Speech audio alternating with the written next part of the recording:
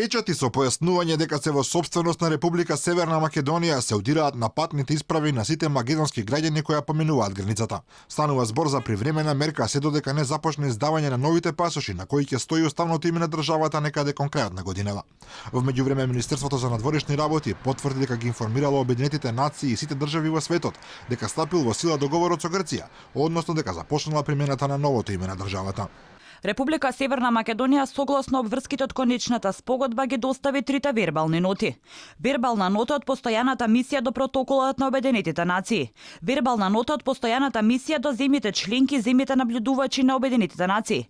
И вербална нота од Министерството за надворешни работи до сите меѓународни, мултилатерални и регионални организации со кои се информира за настанатите промени. Во Грција за прв пат официјално се спомнува македонски јазик, иако со заграда дека станува збор за дел од јужнословенските јазици.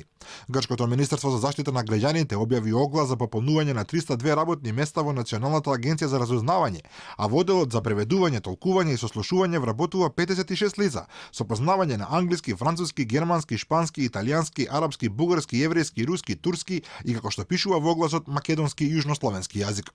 Владата во Атина пак извести дека наскоро ќе ги промени и таблите на својата северна граница, каде на местото на Скопје и ПРМ наскоро ќе пишува Република Северна Македонија. Инаку новото име на државата почна да го користи и глобалната интернет енциклопедија Википедија.